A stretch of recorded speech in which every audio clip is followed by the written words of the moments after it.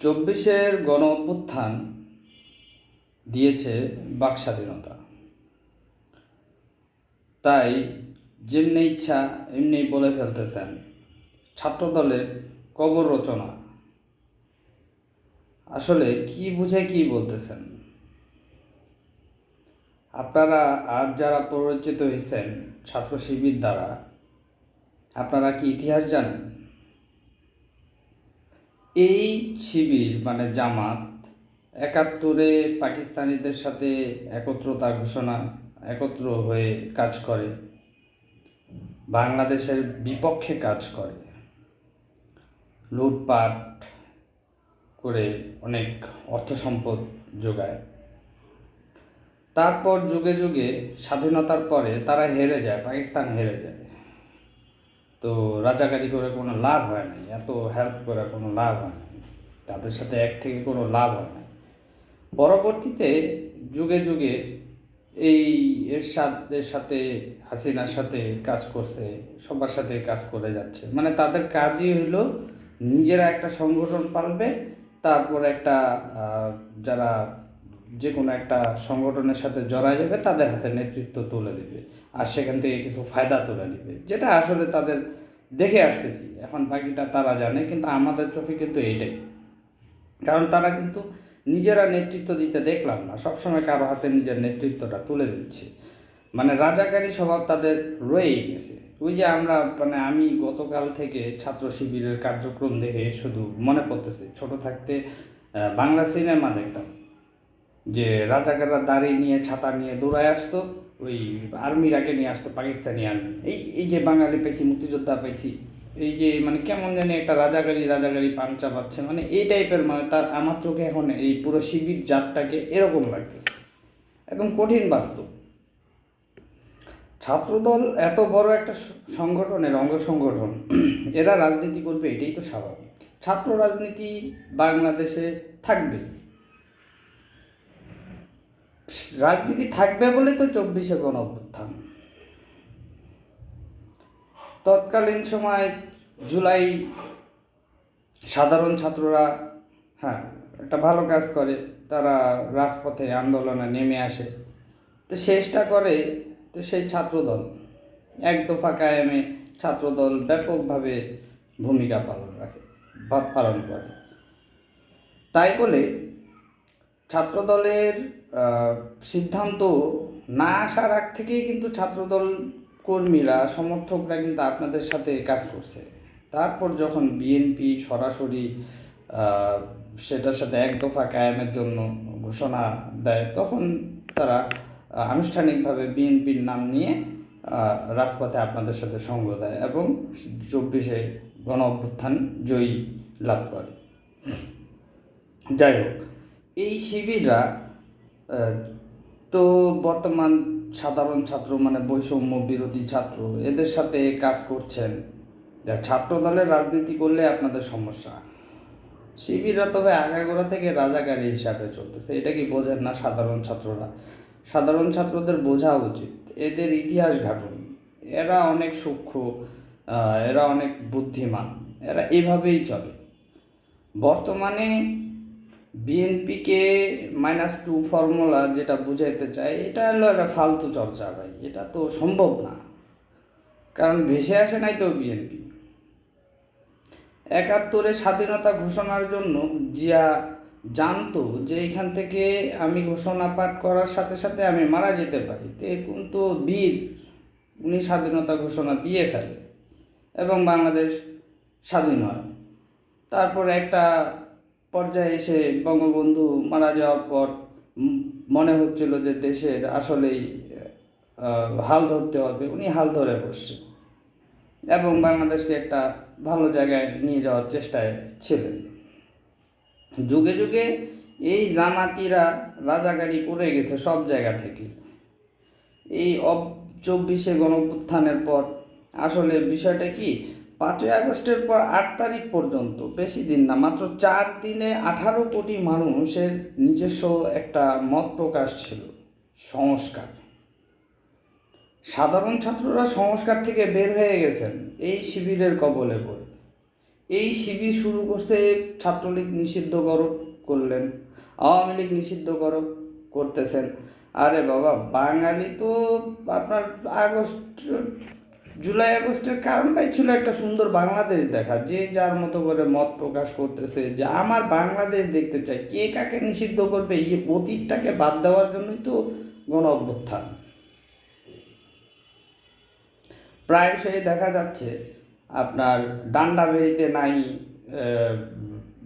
Court প্রাঙ্গণে আসতেছে আওয়ামী লীগের নেতারা, ডান্ডাবেড়িতে নাই।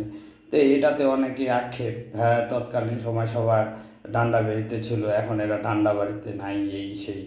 এটা ভাই, এটা কোনো কথা না। আমরা তো এটারই পরিবর্তন চাচ্ছি, আমরা তো কষ্ট করছি বিগত 15 বছর, বিএনপি নেতাকর্মীরা কষ্ট করছে, তাই বলে এ, ওরা তো এটারই পরিবর্তন চায়, এটা যেন না হয়। একটা গণতান্ত্রিক দেশ, এই দেশের সকলের স্বাধীনতা থাকবে, সবার অধিকার থাকবে, এটার জন্যই তো এত কিছু। এটা সামান্য কমন সেন্স, এটা বুঝতে হবে। আপনারা আসলে দেশ নিয়ে চিন্তা না করে এই আওয়ামী লীগ নিষিদ্ধ করতে হবে, এই করতে হবে, এটা তো একটা পার্ট। এটা আলাদাভাবে দেখুন, আগে দেশ নিয়ে, দেশের কার্যক্রমগুলো কীভাবে পরিচালিত হচ্ছে সেদিকে দৃষ্টি দিন। দেখাই তো যাচ্ছে যে সংস্কার, কোনো কিছুই সংস্কার দেখতেছি না। ডক্টর মোহাম্মদ ইউনূস সাহেব, উনি অর্থনীতিবিদ, উনি অর্থনীতি নিয়ে কাজ করছেন, এটা হলো আলাদা হিসাব। আমরা যেটা চাইছিলাম যে সেটা ঘুষ বাণিজ্য, বাংলাদেশের উপরে কারোর যেন জোর জুলুম না চলে, এসব রাস্তাঘাট, শিক্ষা, খাবার দাবার, আমরা তো মৌলিকের উপরেই আমাদের ধ্যান ধারণা, সে সংস্কার নাই। 5ই আগস্টের পর সবার এক একটা নির্দিষ্ট মত প্রকাশ ছিল, আমার ছিল ভাই। দেখা গেছে আমি যেমন বলতাম কি, যে আমার এলাকায় যদি একটা কনস্টেবলও যদি কোনো ভুল করে থাকে, যদি দায়িত্ব অবহেলা করে, এটা এসপি পর্যন্ত চলে যেতে হবে, এসপি থেকে মন্ত্রণালয় পর্যন্ত চলে আসতে হবে ভাই, সেখানে কঠোর হইতে হবে, দায়ভার নিতে হবে, পানিশমেন্ট থাকতে হবে, তাহলে বাংলাদেশ ঠিক হবে, প্রশাসনিক বিষয়গুলো ঠিক হয়ে যাবে। সরকারি বিষয়গুলোতে যতগুলো প্রতিষ্ঠান আছে সেখানে ঘুষ বাণিজ্য একেবারে শীর্ষ পর্যায়কে আপনার জবাবদিহিতায় আনতে হবে। কেন আপনি এটা আপনার অধীনস্থ তারা ঘুষ বাণিজ্য করছে, এটার জন্য দায়ভার আপনাকে নিতে হবে, আপনি কেন কঠোর হলেন না? যাই হোক, বর্তমানে নির্বাচিত সরকার নাই, আসলে এটা হচ্ছে না। মানে আমার একটা ইচ্ছা, আমরা যদি আমাদের বিএনপি দেশ পরিচালনার দায়িত্ব পান, তাহলে আমরা আশা করব সেটা।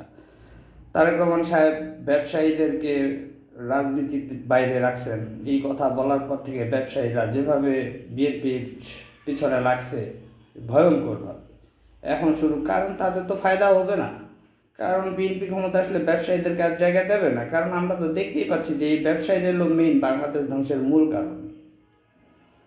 যাক, সাধারণ ছাত্ররা আসলে এটা বুঝতে পারতেছে না, তাদের তো ম্যান্ডেট নাই। একটা বিষয় হলো যে এই দেশে ওরা তার দেশ পরিচালনার বিষয়টা ওরা বুঝতেছে না, ওরা বর্তমানে হই হুল্লোড় এইভাবে দিন যাপন করতেছে। কিন্তু বিএনপি তো আসলে একটা পুরাতন দল, আর দেশ পরিচালনার একটা চিন্তা ভাবনা তাদের আছে, তাই তারা অনেক চিন্তা করে, অনেক হিসাব করে চলা লাগে। মানুষের মনের আশা পূরণ করতে পারবে নির্বাচিত সরকার।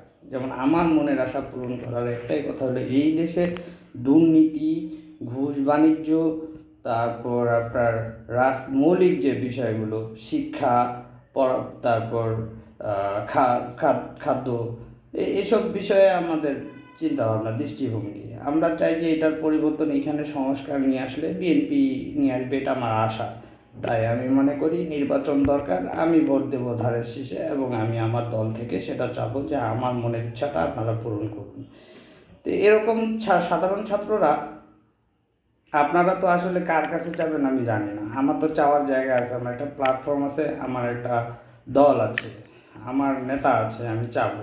আপনারা আসলে এইভাবে আগান, আপনারা আগাচ্ছেন না, আপনারা বোকামি করতেছেন, আপনারা ছাত্র শিবিরের প্ররোচনায় পড়ে ব্যবসায়ী, তারা তো ভাই এরকমই, তারা তো যুগে যুগে প্রত্যেকটা দলের সাথে এভাবে মিক্সড হয়ে রাজাকারি করে চলে, একটাও বাস্তব একটাকেও এখন পর্যন্ত একটা তো দেখি সফলতা আসে নাই, শুধু তাদের পেট ভরছে। সেই 71-এ পাকিস্তানি গেল, বাংলাদেশ স্বাধীন ঠিকই হইলো, মাঝখানে তারা অনেক অর্থর মালিক হয়েছে। তো এরকম যুগে যুগে তারা এটাই করে আসতেছে, এই যে বর্তমান 24-এর পর থেকে ছাত্র শিবিরের মানে নিজস্ব কোনো কার্যক্রম থাক না থাকে আপনাদের সাথে করতেছে, মাঝখানে ওদের কিন্তু ঠিকই আর্থিক ব্যবস্থাগুলো ঠিক হচ্ছে। বৈষম্য বিরোধী ছাত্র আন্দোলন আর ছাত্র দলে লাগাই দিতেছে, এটা আসলে এই এইসব আসলে ভুল পন্থা ইউজ করতেছে। এরা আসলে এইভাবেই চালাবে, চলবে। এরা আসলে কখনোই মানে আমার খুব কষ্ট হয়, লজ্জা লাগে যে এত বড় একটা জামাত, একটা তোরা সংগঠন, তোরা নিজেদের মতো করে রাজনীতি করবি, তোরা উদয় একে ওকে ইনভলভ করে ওদের দ্বারস্থ হয়ে ওদেরকে দিয়ে, মানে এটা কি, মানে এই রাজাকারি থেকে কবে মুক্তি দিবে বাংলাদেশকে? এই শালারা আসলেই রাজাকার, এদের কোনো পরিবর্তন নেই। বিএনপি একটা সংগঠন, তারা তাদের মতো রাজনীতি করতেছে, তোরাও কর। নুরুর মতো একটা গণ অধিকার, তারা একটা নিজস্ব সংগঠন দাঁড় করায় ফেলছে, কিন্তু জামাত আজ পর্যন্ত পারলো না। এর পিছে ওর পিছে এরে ওরে এইভাবে কি রাজনীতি কৌশল, ফালতু কৌশল। যাই হোক, ছাত্রদল দেখাবে তারা আসলেই সঠিক নেতৃত্ব পাচ্ছে। তারা যত কিছুই হোক, আমি যতটুকু বুঝি এই সাধারণ ছাত্ররা আজ হোক কাল হোক ইলেকশনটা আসলেই আপনারা বড় প্ল্যাটফর্মের দিকেই ঢুকে দিবেন, এটাই স্বাভাবিক। তো শুধু শুধু এখন এইসব ফেসবুকে কথাবার্তা দেখলে হাই রে ভাই, একজনে কইছে কবর রচনা হবে, কমেন্টসে দেখি ঠিক বলেছেন ভাই, সঠিক ভাই, ভাই ভাই করতে করতে অস্থির, মানে বুঝতে পারতেছি এরা ছোট মানুষ।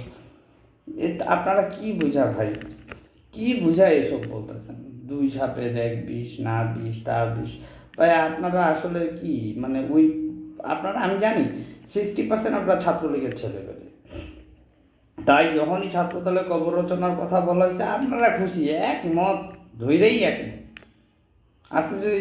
আজকে যারা ছাত্রদলের রাজনীতি করছে তাদের বোঝা চলতেছে, কারণ তাদের দলের প্রতি একটা ভালোবাসা আছে। আর আপনাদের নিজস্ব নাই দল, আপনাদের ছাত্রলীগ নাই, তারপরে এখন সুযোগ, ঠিক আছে আমরা এখন তো সাধারণ, মানে আপনারা তো এখন সাধারণ ছাত্রের প্ল্যাটফর্মে চলে গেছেন, তো ছাত্রলীগ গেছে, এবার ছাত্র দলে যাক, মানে এটা একটা মজার জন্য আপনারা বলতেছেন, না বোঝা বলতেছেন, না বোঝা আপনারা বলতেছেন, বা ইচ্ছে করে বলতেছেন, মানে সুযোগটা পাইছেন কাজে লাগাই দিলেন, কারণ আগাগোড়া থেকে তো বিএনপি আপনাদের শত্রু।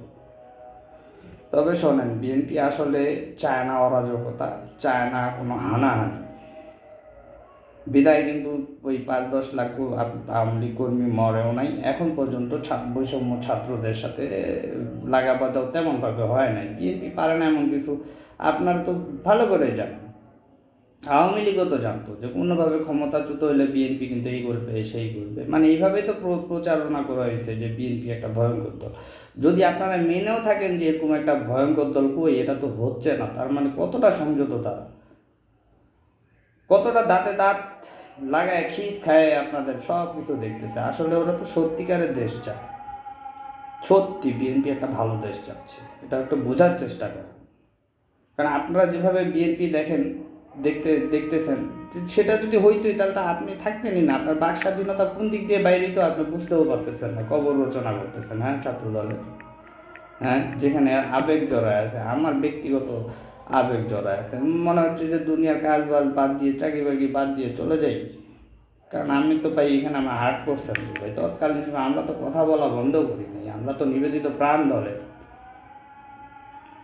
মানে কষ্ট হচ্ছে, কিন্তু আপনাদের বয়স কম, আমরা স্যাক্রিফাইস করতেছি, আমরা এটা মাইনা নিতেছি, কিন্তু মানতে আর কতক্ষণ? আপনারা কিন্তু সীমা ছাড়াই যাচ্ছেন। সাধারণ ছাত্ররা একটু বুঝুন, আপনারা দেখেন এই প্রচারণায় পড়েন না, ছাত্র শিবির এরা রাজাকার ভাই, এদের হিসাব কিতাব, এদেরকে নিয়ে একটু পড়াশোনা করবেন, দেখবেন যে এদের কৌশলটা কী। এত বড় একটা সংগঠন নিজেদেরকে দাঁড় করায় না, দ্বারস্থ হইতে লাগে, তাহলে বোঝেন না এদের রাজাকারী অভ্যাস গেছে। হ্যাঁ, আপনাদের এই চর্চা করা উচিত, তাদেরকে নিয়ে পড়াশোনা করেন তো, করে তারপর আপনারা কবর রচনা করবেন না, কী করবেন করেন তো, একটু ভালোভাবে তাদেরকে নিয়ে একটু দৃষ্টি দেন, তাদেরকে নিয়ে পড়াশোনা করেন, দেখতে পারবেন যে এরা আসলেই কী। আর এইসব বাদ দেন, ছাত্র সংগঠন বা ছাত্র রাজনীতি চলবেই, এটা বন্ধ করতে পারবেন না, এটা অসম্ভব বিষয়। হুদাই এইসব ছাত্র রাজনীতি বন্ধ করতেছেন, হুই করতেছেন, নিজেরা ঠিকই রাজনীতি করতেছেন আর আমাদেরকে বৈষম্যের শিকার করতেছেন আমাদেরকে, বুঝলো? হইলো? আপনারা বৈষম্য বিরোধী, নিজেরাই তো বৈষম্যের কারখানা। এটা কথা? আপনারা রাজনীতি করতে পারবেন, ছাত্রদল করতে পারবেন না, এটা হইলো? মানে কি? ওই যে আমি আমি বলছি না, 60% আপনারা ছাত্রলীগের ছেলে। আপনারা তো দেখে আসছেন, আপনাদের রাজনৈতিক চর্চাই ছিল এরকম। আপনাদের রাজনৈতিক চর্চাই ছিল এমন যে আপনারা জোরপূর্বক এই করবেন সেই করবেন, যেটা এখনও করতেছেন। কিন্তু বিএনপি তো চাচ্ছে যে এসব বন্ধ হোক, বাংলাদেশের মতো হবে। প্রত্যেকটা জনগণের ভিতরের যে একটা ভালোবাসা, যে বাংলাদেশকে যেভাবে দেখতে চায়, সেটা বিএনপি চায়। থাকবে না ওসব। নিজে কষ্ট পাইছি, আর যেন কেউ কষ্ট না পায়। আওয়ামী লীগ আমাকে অনেক কষ্ট দিচ্ছে, তাই বলে কি আমি তার মতোই হব নাকি? আমি এই দেশে আর কষ্ট দেখতে চাই না। এটাই তো বিএনপি, বিএনপির আদর্শ, বিএনপির পলিটিক্স। এসব নিয়েও একটু পড়াশোনা করবেন। এই জামাত শিবির এদের রাজনীতি নিয়ে একটু পড়াশোনা করবেন। হুদায় নিজেকে বিসর্জন দিয়েন না।